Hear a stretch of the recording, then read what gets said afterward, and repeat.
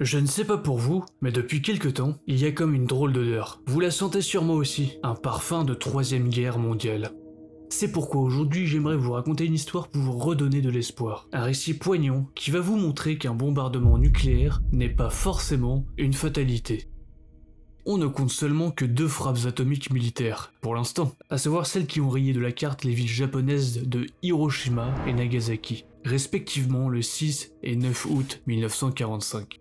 Le protagoniste de notre vidéo, lui, revient de très loin, puisqu'il se les est tapées toutes les 2 consécutivement. Il a survécu à Hiroshima, puis par plusieurs centaines de kilomètres plus loin pour Nagasaki, et coup du destin, rebelote, il se prend la 2e frappe. Miraculeusement, cet homme va rester en vie. Il va devenir un double rescapé unique dans sa catégorie, car il sera reconnu officiellement comme étant la seule personne ayant survécu aux 2 bombardements. Nous sommes le 4 janvier 2010 dans une chambre d'hôpital de la ville japonaise de Nagasaki. Un homme mourant est allongé dans son lit, entouré par sa famille qui viennent l'accompagner dans ses derniers instants. Il s'agit de Tsutomu Yamaguchi, un japonais âgé de 93 ans, atteint d'un cancer de l'estomac en phase terminale. On dit souvent qu'avant de mourir, on voit sa vie défiler devant soi en l'espace d'à peine 1 seconde. Alors, je ne sais absolument pas si c'est vrai, mais ce qui est sûr, c'est que le film qu'aurait pu se faire Monsieur Yamaguchi aurait commencé et terminé au même endroit. En effet, il est né à Nagasaki et décède au même endroit 93 ans plus tard. Son existence n'a cependant pas été aussi paisible qu'on pourrait le croire, au vu de son âge avancé et de sa stabilité géographique. Oh que non, bien au contraire, Tsutomu Yamaguchi a en effet traversé l'enfer 2 fois. Et tandis qu'il lâche son dernier souffle, il se déroule intérieurement et hypothétiquement son biopic long de presque 1 seconde. Bon, de mon côté, je vais quand même essayer de prendre un peu plus de temps pour vous raconter son histoire. Quoique peut-être que dans le futur, l'être humain aura un temps d'attention tellement limité qu'on aura des genres de nouveaux TikTok avec des vidéos d'1 seconde. Ça pourrait être un concept à creuser. Sur ce, bon visionnage.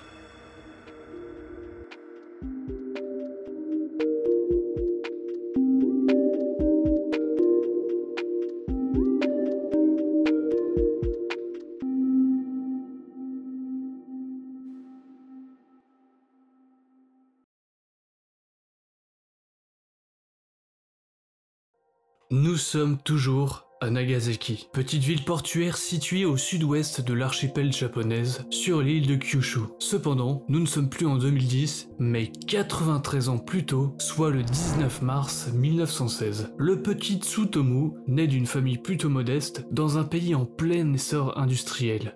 Précisément dans cette ville de Nagasaki, qui est plutôt ouverte sur le monde extérieur de par son port de commerce et son chantier naval. L'enfant grandit dans un environnement plutôt dynamique, mais, point très important pour la suite, dans une société marquée par un nationalisme croissant. Yamaguchi se distingue très tôt par ses aptitudes scolaires et sa rigueur. Attiré par les sciences et la mécanique, il poursuit des études techniques avec pour ambition de travailler dans l'ingénierie. Puis il choisit enfin de se spécialiser dans un domaine qu'il côtoie depuis sa naissance, la construction navale.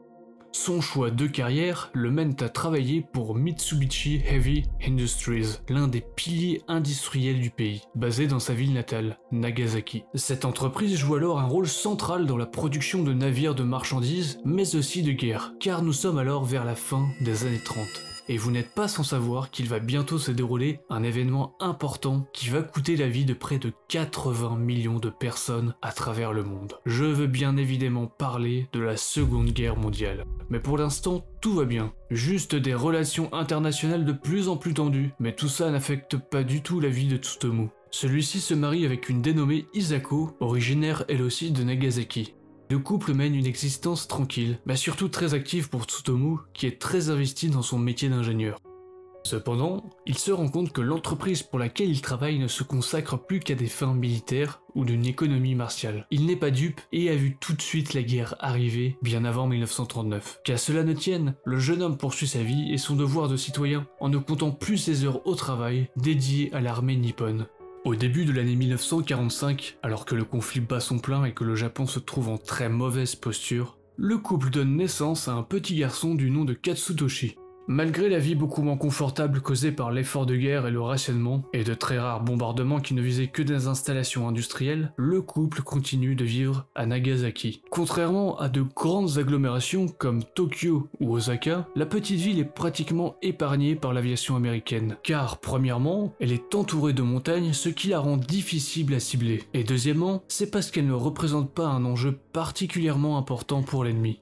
L'été arrive rapidement et la Seconde Guerre mondiale est sur le point de s'achever. Mais Hirohito, l'empereur de l'époque du Japon, refuse de capituler. Le pays est dans un sale état et consacre le peu d'énergie qui lui reste à la guerre. Ce qui n'empêche pas Tsutomu, lui, de continuer de travailler pour Mitsubishi. En juillet 1945, il est envoyé par l'entreprise à Hiroshima, une ville industrielle importante située à quelques centaines de kilomètres au nord-est de Nagasaki. Sa mission consiste à superviser les détails techniques de la construction de pétroliers. Il doit y rester quelques semaines avec 2 collègues avant de rentrer chez lui à Nagasaki. Il ne le sait alors pas encore, mais il vit ses derniers instants de tranquillité.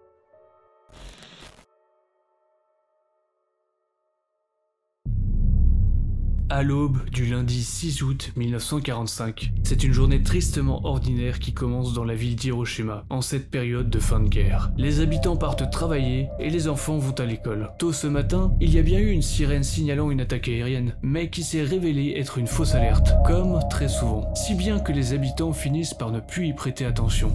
Yamaguchi se prépare à rentrer chez lui, c'est son dernier jour à Hiroshima. À 8h15 du matin, tandis qu'il se dirige à pied vers les quais du port, il déclara « Je me trouvais sur un terrain plat et ouvert, avec des champs de pommes de terre de chaque côté. C'était une matinée magnifique, il n'y avait rien de spécial et j'étais de bonne humeur. Pendant que je marchais, j'entendais un bruit d'avion.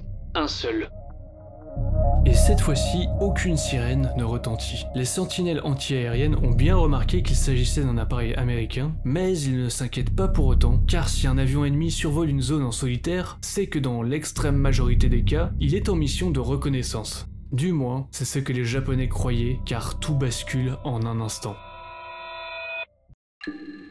Une lumière éblouissante occulte soudainement le champ de vision du jeune ingénieur. Pas une lumière d'éclair ou de feu d'artifice, mais quelque chose qu'il n'a jamais vu auparavant. Comme si un deuxième soleil venait d'apparaître juste au-dessus de sa tête. Moins d'une seconde plus tard, c'est un bruit et une onde de choc dévastatrice qui le projette dans un champ voisin. S'ensuit immédiatement une chaleur incandescente, comme si une vague de feu venait d'engloutir la ville. Entre le bruit et la lumière, l'explosion est tellement puissante qu'elle le rend sourd et aveugle momentanément.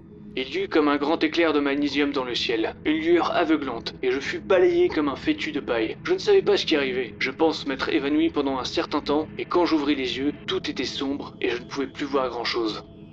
La bombe atomique Little Boy, larguée par cet avion solitaire qui paraissait inoffensif, vient d'exploser à environ 3 km de l'endroit où se trouve Yamaguchi. Le jeune homme souffre de multiples brûlures, mais malgré tout, il parvient à se relever. Sa vision, encore très floue, revient petit à petit à la normale. Et j'ai presque envie de dire que c'est malheureux pour lui, car il découvre alors le spectacle le plus épouvantable qui soit. Tout autour de lui, Hiroshima n'est plus là. Plus de rues, plus de bâtiments. Mais à la place, un désert de ruines indescriptibles, clairsemé occasionnellement de poteaux électriques et de troncs d'arbres décharnés et carbonisés. Yamaguchi est en état de choc et par conséquent, il ne comprend rien à la situation. Il erre seulement au milieu de ce décor de fin du monde où il découvre de nombreux corps carbonisés. Il croise également des survivants, la plupart dans un état beaucoup plus grave que lui, sévèrement brûlés et parfois sans peau. Hormis les gémissements des blessés et des mourants, un silence de mort règne dans cette atmosphère. Personne ne dit un mot, tout le monde est tétanisé. Soudain, Tsutomu lève la tête et aperçoit ce qu'il décrira comme une immense colonne de feu en forme de champignon qui montait à l'assaut du ciel. Le jeune homme terrorisé reprend peu à peu ses esprits et commence à réaliser alors qu'il ne peut que s'agir que d'un bombardement, mais avec une arme qui n'a jamais été vue auparavant. Une fois le soir tombé, il retrouve quelques-uns de ses collègues rescapés et se terre dans un abri anti-aérien avec d'autres réfugiés où il parvient à se faire poser des bandages. À partir de maintenant, Tsutomu n'a qu'une seule idée en tête. Il veut rentrer à Nagasaki, chez lui, à tout prix, afin de retrouver sa famille. Le lendemain matin, il arrive à embarquer in extremis dans un train en direction de l'ouest du pays. Et le matin du mercredi 8 août, il arrive enfin dans sa ville natale. 2 jours après la catastrophe, Yamaguchi retrouve enfin sa femme Isako et leur fils Katsutoshi, tous les deux terriblement inquiets. Durant la nuit, l'homme épuisé et traumatisé essaye tant bien que mal de se reposer. Il ne dort que très peu, car en plus des brûlures, il souffre de fortes fièvres et de nausées, ce qu'il attribue à l'explosion. Mais ce qu'il ignore, comme la plupart des victimes, c'est que son corps a absorbé une forte quantité de radiation, aux conséquences désastreuses pour le restant de sa vie. Ah, et une autre chose qu'il ne sait pas encore, c'est que les Américains vont bientôt remettre le couvert.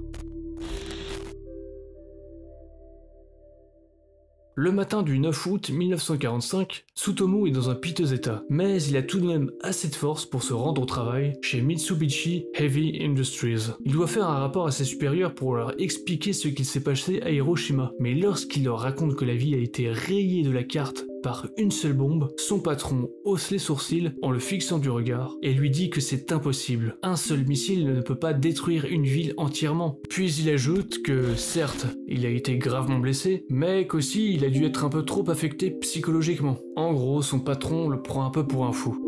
Mais à 11h02 du matin, la suite des événements va donner raison à Tsutomu. La même lumière aveuglante déchire soudainement le ciel de Nagasaki et une onde de choc pulvérise les vitres du bâtiment. La bombe atomique Fat Man, plus puissante encore que celle qui a frappé Hiroshima 2 jours auparavant, vient d'exploser à environ 3 km du bâtiment où Yamaguchi se trouve. Cette fois, il n'est pas dans la rue mais dans un immeuble en béton armé, ce qui lui sauve probablement la vie. Il perd connaissance brièvement et lorsqu'il se relève, il réalise tout de suite ce qu'il vient de vivre, un deuxième bombardement nucléaire. Tsutomu se précipite hors du bâtiment prêt à s'effondrer et c'est le même spectacle cauchemardesque qui s'étend sous ses yeux. Les rues et les bâtiments réduits à un champ de ruines, l'air brûlant et saturé de cendres. Puis en levant la tête, il revoit ce même horrible champignon incandescent et démesuré s'élevant dans le ciel. Il déclarera plus tard « J'ai cru que le nuage en forme de champignon m'avait suivi jusqu'ici ».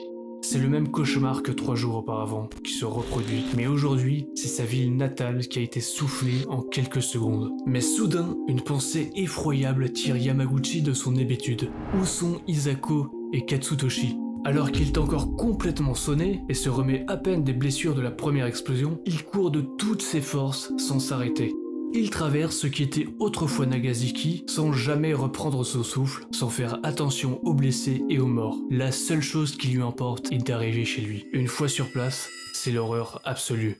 Sa maison a été complètement détruite. Sur le moment, il est anéanti. Fort heureusement, il apprendra très rapidement que sa femme et ses enfants, peu avant l'explosion, étaient partis lui acheter une pommade pour soigner ses brûlures. Puis ont réussi à se terrer in extremis dans un abri souterrain. Ils sont donc en vie. Malgré tout, le cauchemar est bien loin d'être terminé.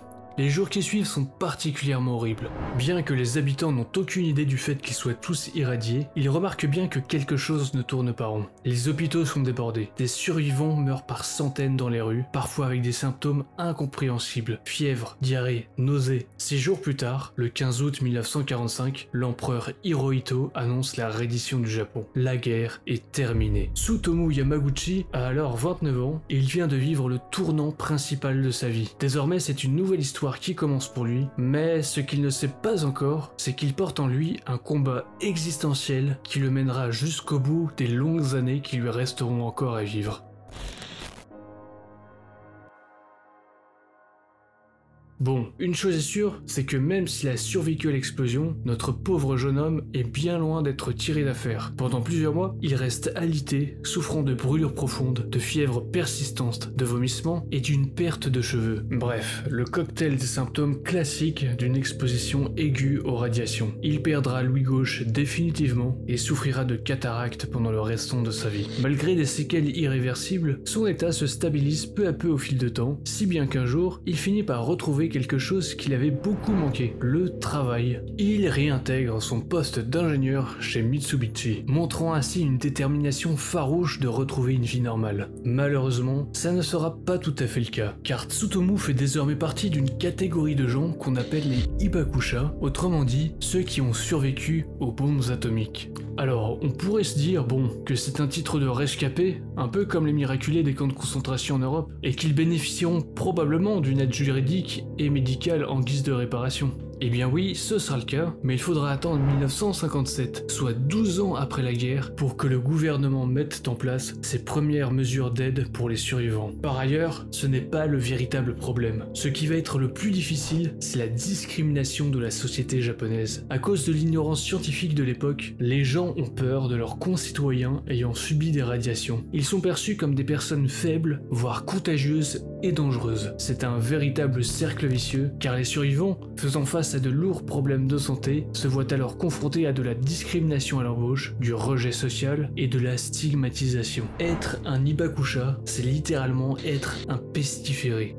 Tsutomu Yamaguchi va ainsi garder le silence sur son histoire pendant des décennies, évitant d'en parler même à ses propres collègues de travail. Avec son épouse Isako, ils essayent de mener une existence discrète. La santé de l'homme reste fragile, avec des rechutes fréquentes, mais il tient bon, et malgré tout, ils auront 2 autres enfants. Et comme une bonne nouvelle ne vient jamais seule, ses cheveux vont repousser. C'est seulement à partir des années 1990, alors qu'il approche des 80 ans, que Tsutomu Yamaguchi commence à rompre le silence. Tandis que les Hibakusha vieillissent et meurent, souvent de complications de santé liées à l'irradiation, il se rend compte qu'il doit faire quelque chose. Encouragé par sa fille Toshiko, il commence doucement à témoigner publiquement. D'abord dans des écoles, puis jusqu'à des conférences à l'étranger. Très rapidement, il va devenir un fervent militant contre l'armement nucléaire. Et il ne fera plus que ça pendant le restant de ses jours. Parler, partager, raconter l'horreur afin qu'elle ne se reproduise plus jamais. L'année 2009 marque un grand événement symbolique. Tsutomu est enfin reconnu officiellement par le gouvernement japonais comme survivant documenté des 2 bombardements atomiques. C'est une véritable consécration pour le vieil homme, qui par ailleurs est très lourde de sens. Car malgré le fait que beaucoup d'autres ont sombré dans l'oubli ou sont morts entre-temps, il sera la seule personne à se voir reconnaître le statut de double survivant nucléaire. Un peu moins d'1 an plus tard, le 4 janvier 2010, Tsutomu Yamaguchi s'éteint à Nagasaki à l'âge de 93 ans, des suites d'un cancer de l'estomac. Il meurt entouré de sa famille, paisiblement, dans sa ville natale, celle qu'il a vue brûler un matin d'août 1945. Alors, je n'ai pas encore fait des milliers de vidéos sur ma chaîne, mais cette histoire, je dois vous dire qu'elle m'a vraiment bouleversé. Parce que ce que j'ai oublié de vous dire précédemment, c'est que Tsutomu Yamaguchi, il a perdu sa femme et son fils quelques années avant de s'éteindre à son tour. Tous sont morts de cancer à cause de l'exposition aux radiations. Et malgré tout, le double survivant n'a jamais lâché son combat, car il a eu la force magnifique de prendre sa souffrance et d'en faire un moteur de vie pour que personne ne vive plus jamais la même chose. Le plus beau dans tout ça, c'est qu'à aucun moment il a vraiment éprouvé de la haine ou d'envie de vengeance envers les États-Unis. Mais en gros, il a toujours prôné la paix et la réconciliation. Pour lui, le seul problème, c'était la guerre elle-même et non telle ou telle nation spécifique. Bon, je vais vous quitter avec le mot de la fin sur une de ses citations. Les armes nucléaires sont une invention inhumaine. Aucun être humain ne devrait jamais revivre ce que j'ai vu. Et c'est la fin de cette vidéo, en espérant que vous avez passé un bon moment et qu'elle vous a redonné de l'espoir. Si vous êtes arrivé jusqu'au bout et souhaitez me l'indiquer, vous pouvez marquer en commentaire « Arigatou gozaimasu ». Sur ce, je vous souhaite une bonne continuation et à